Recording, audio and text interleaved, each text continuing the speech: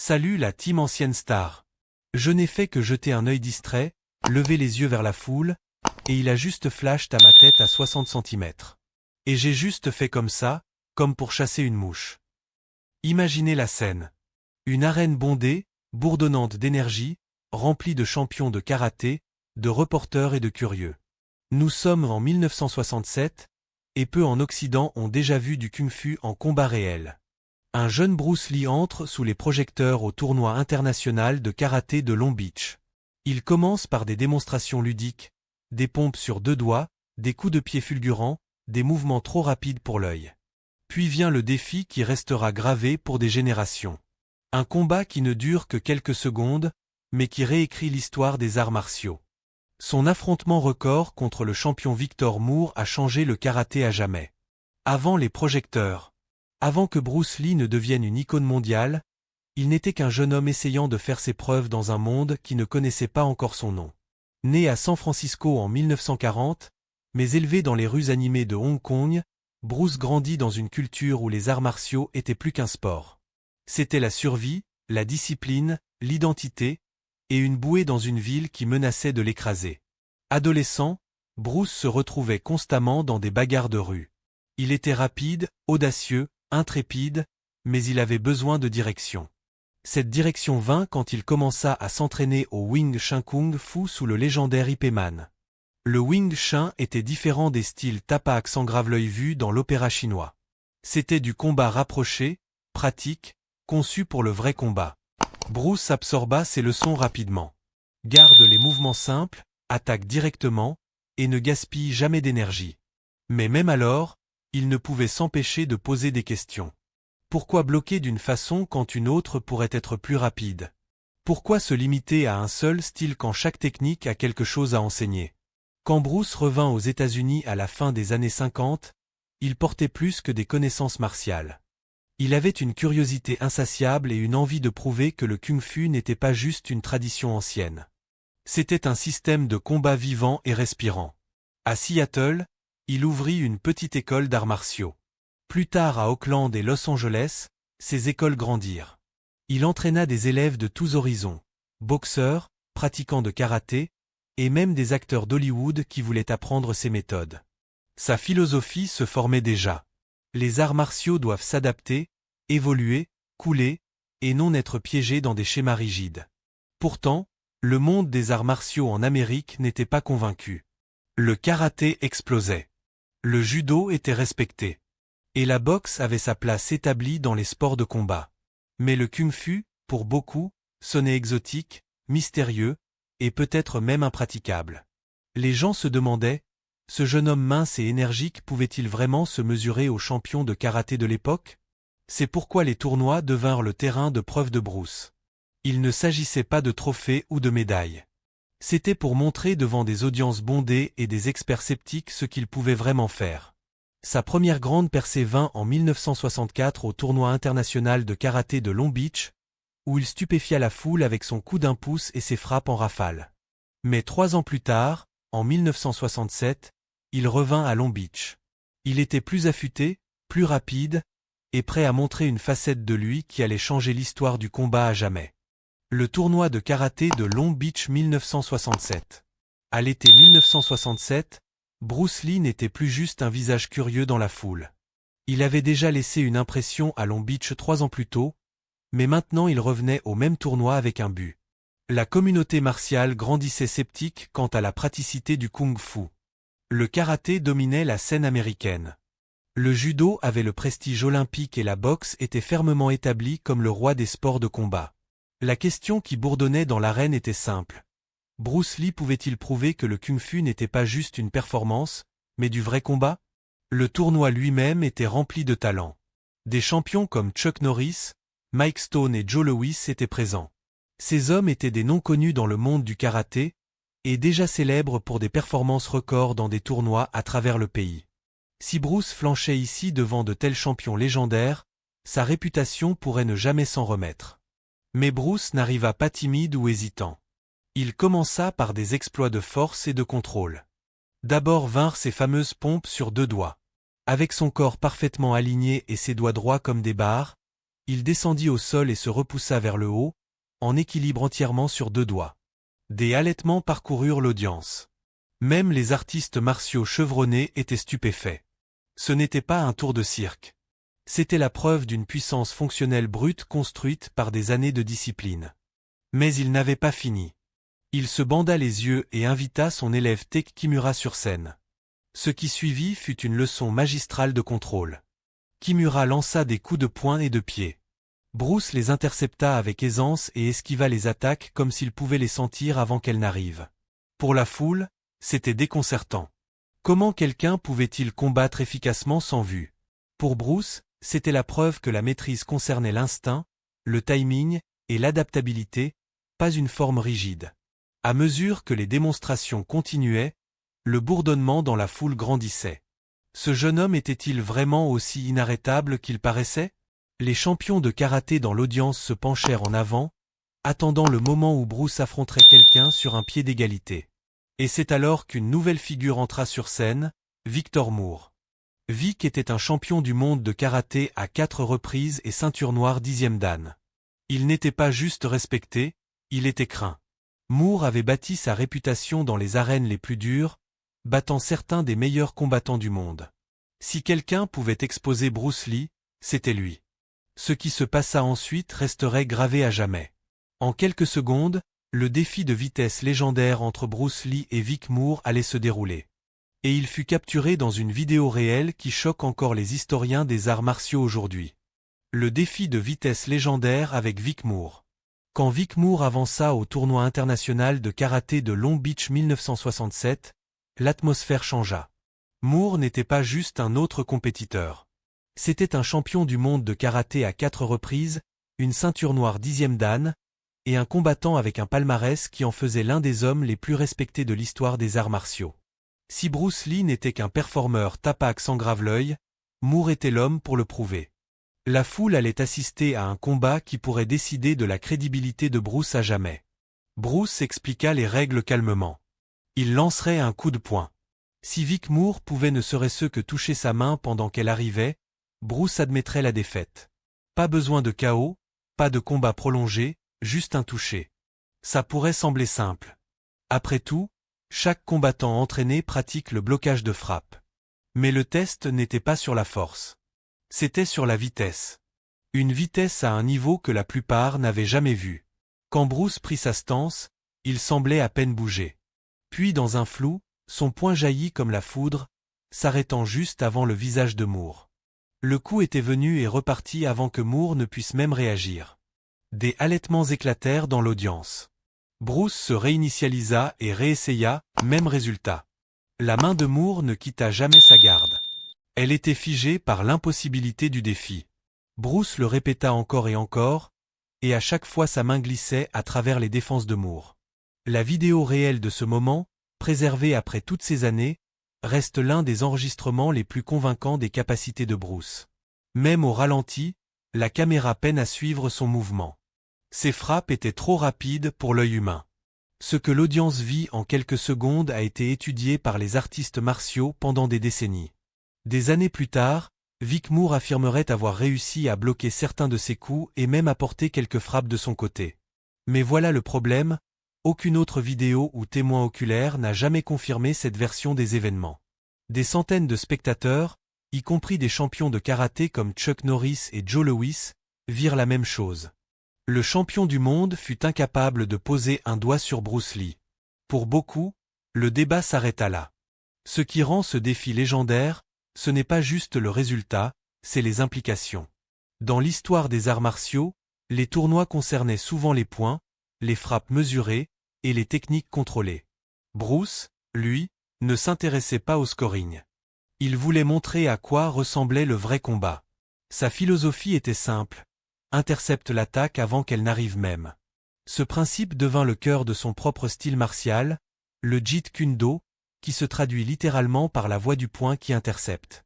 Et intercepté, il le fit.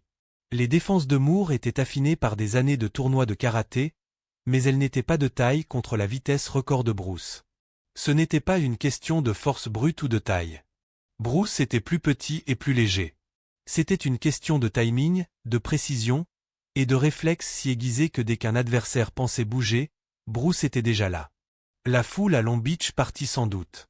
Ils avaient vu quelque chose d'inoubliable. C'était un combat qui dura seulement quelques secondes, mais qui réécrivit ce que les artistes martiaux croyaient possible. La vidéo de Bruce Lee surpassant un champion du monde reste l'un des clips les plus rares et légendaires de l'histoire des arts martiaux.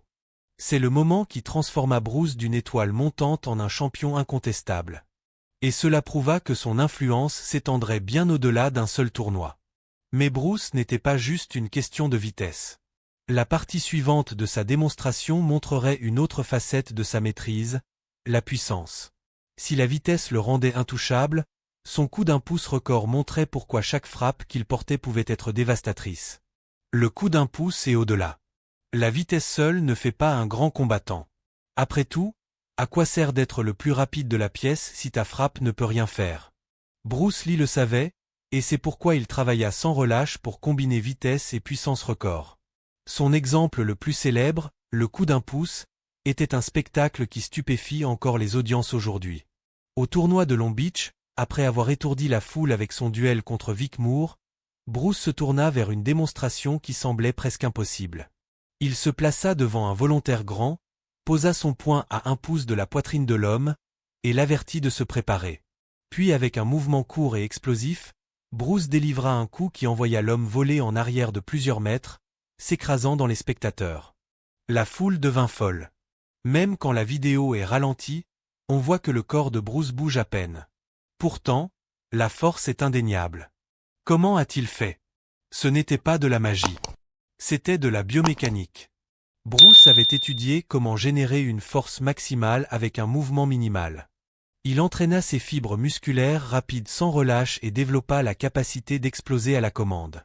Il utilisa ses hanches, épaules et jambes en parfait unisson, et canalisa l'énergie à travers tout son corps jusqu'à son poing en une fraction de seconde. Il emprunta même des concepts à l'escrime, traitant le coup comme une truste d'épée, tranchante, directe, imparable. C'était différent de ce que la plupart des combattants en karaté ou boxe pratiquaient à l'époque. En boxe, la main forte est gardée en arrière pour délivrer des crosses ou crochets chargés de puissance.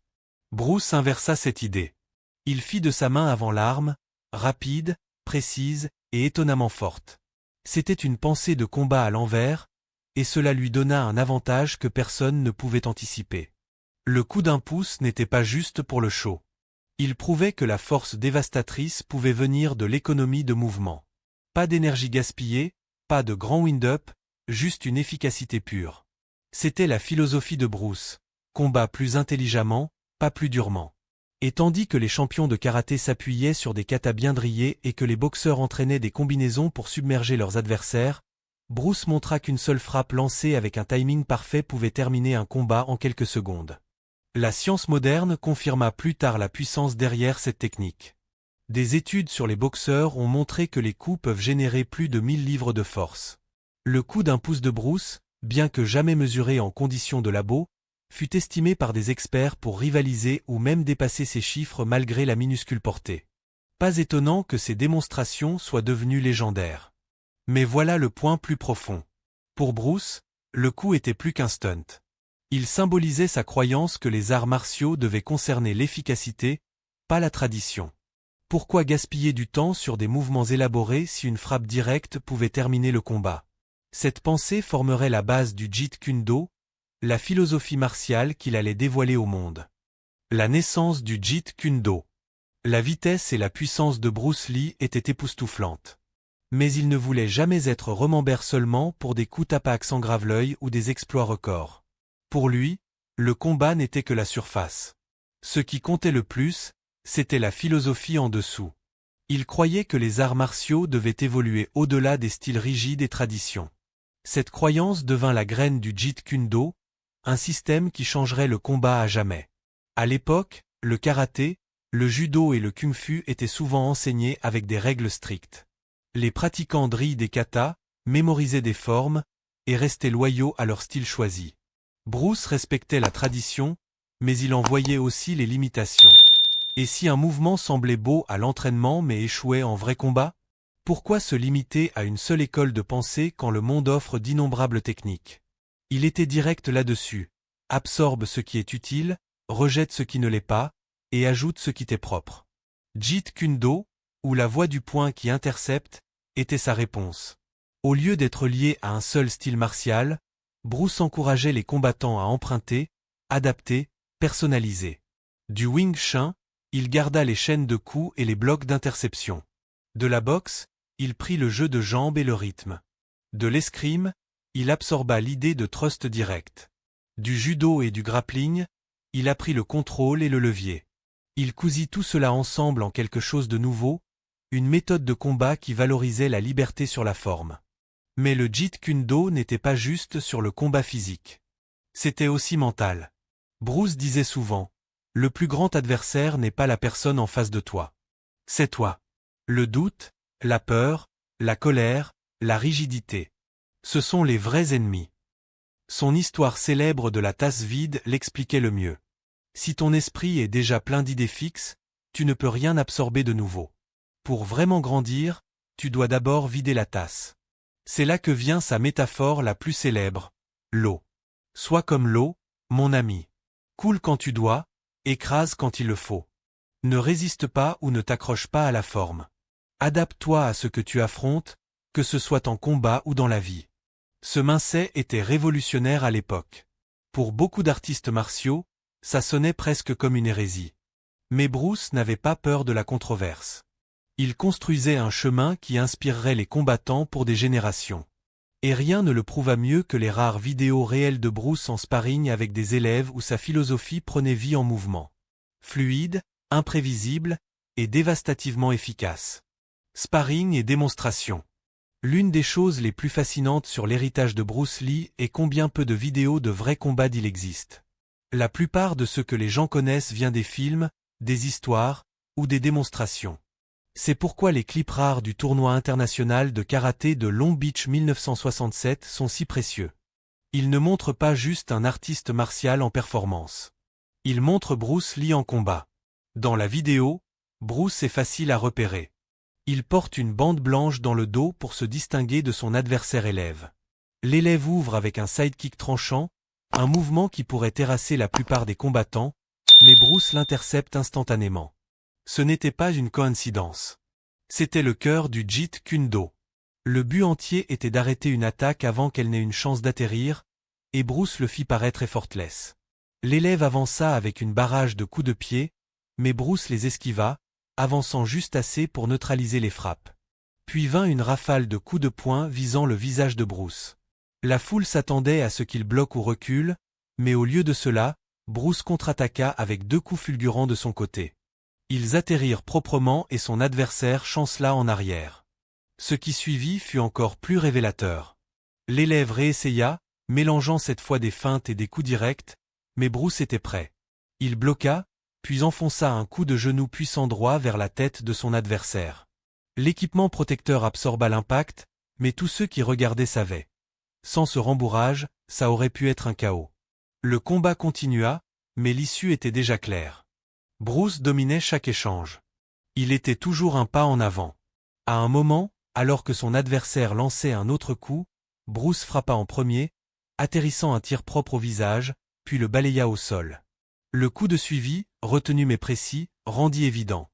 Si c'était un vrai combat, ça se serait terminé là. Ce qui frappe dans la vidéo n'est pas juste la vitesse ou la précision de Bruce. C'est son contrôle. Il n'essayait pas d'humilier son élève ou de prouver qu'il était invincible.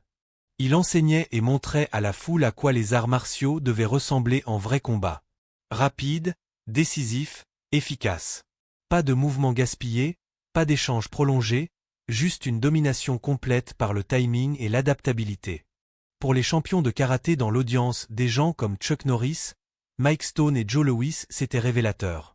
Ils s'étaient entraînés pendant des années dans des systèmes structurés, maîtrisant les katas et les règles de tournoi. Mais Bruce leur montrait quelque chose de différent. Il montrait à quoi ressemblait le combat sans règles. Et cette influence ondulerait à travers l'histoire des arts martiaux, posant essentiellement les bases de ce que nous appelons maintenant les arts martiaux mixtes. Bruce Lee ne prétendait pas être imbattable. Mais dans ces rares secondes de vidéo réelle, le monde vit à quel point il était en avance sur son temps. Et de là, son influence ne fit que grandir. Elle forma des champions, des tournois, et la définition même du combat. Influence sur l'histoire des arts martiaux. La vidéo de Long Beach ne stupéfia pas juste la foule. Elle planta des graines qui grandiraient en l'un des plus grands changements de l'histoire des arts martiaux. Jusqu'alors, la plupart des combattants en Amérique s'entraînaient dans des styles clairement définis. Les karatékas restaient au karaté. Les boxeurs boxaient. Les spécialistes de judo grappelaient. Chacun avait sa voie. Traverser dans un autre style était presque inouï. Bruce Lee brisa ce mur en montrant aux champions de karaté que le kung-fu n'était pas juste théâtral mais brutalement efficace. Il les força à repenser ce que le combat pouvait être. Chuck Norris, Joe Louis et Mike Stone, des noms qui définissaient le circuit de tournois de karaté, étaient tous dans cette audience. Ils virent Bruce intercepter des coups de pied, frapper avec une vitesse fulgurante, et s'adapter sans couture aux attaques de son élève. Des années plus tard, beaucoup de ces hommes admiraient que Bruce avait une influence profonde sur la façon dont il s'entraînait et combattait. Joe Louis, souvent appelé le père du kickboxing américain, crédita plus tard Bruce pour l'avoir aidé à développer des stratégies combinant karaté et boxe. Chuck Norris, qui devint champion du monde à 6 reprises, s'entraîna en privé avec Bruce et intégra des parties de sa philosophie dans son propre enseignement. Même Mike Stone, connu pour son style de karaté agressif, parla de l'impact des idées de Bruce sur le mélange d'efficacité avec la tradition. Mais l'influence de Bruce alla au-delà des combattants individuels. Il pavait aussi la voie aux arts martiaux mixtes. Son idée d'emprunter à chaque style prendre le meilleur de la boxe, du judo, de la lutte, de l'escrime et du kung-fu était révolutionnaire dans les années 60. Aujourd'hui, c'est la base de l'UFC et du MMA moderne. Les combattants s'entraînent dans de multiples disciplines parce qu'ils savent que la spécialisation n'est pas suffisante. Ce concept venait directement du Jeet Kune Do de Bruce Lee. Et puis il y a sa philosophie, la partie qui atteignait bien au-delà du ring. Sois comme l'eau, mon ami. Ce n'était pas juste une phrase accrocheuse. C'était une façon de vivre. Bruce enseignait qu'un combattant comme l'eau devait s'adapter à n'importe quelle forme, couler dans n'importe quelle ouverture, et ne jamais s'accrocher à la forme. En combat, ça signifiait rester imprévisible. Dans la vie, ça signifiait embrasser le changement au lieu de lui résister. Cette leçon résonnait avec des athlètes, des acteurs, des leaders d'entreprise, et des gens ordinaires qui voyaient en Bruce un modèle de flexibilité et de résilience. Le combat de Long Beach, qui dura seulement quelques secondes, devint un symbole. Il montra que les arts martiaux n'étaient pas une question de qui pouvait mémoriser le plus de mouvements. C'était une question de qui pouvait penser, s'adapter, et frapper quand ça comptait. De cette façon, Bruce devint plus qu'un champion. Il devint un enseignant pour quiconque voulait maîtriser à la fois le combat et soi-même. Et c'est pourquoi des décennies plus tard, nous revenons encore à ce tournoi légendaire, à ce bout de vidéo réel pour se souvenir de l'homme dont l'influence durera pour toujours. Le combat de Bruce Lee à Long Beach restera à jamais dans les mémoires. Il était rapide et choquant, oui, mais il symbolisait aussi la liberté. Liberté des styles rigides, liberté du doute, liberté de devenir quelque chose de plus grand. Et c'est pourquoi même des décennies après son décès, Bruce Lee reste ce qu'il était cette nuit-là, un champion. Le combat légendaire de Bruce Lee à Long Beach ne dura que quelques secondes, mais changea les arts martiaux à jamais. Qu'est-ce que vous pensez être sa plus grande influence? La vitesse, la puissance ou la philosophie? Partagez vos pensées avec nous dans les commentaires. Nous aimerions savoir.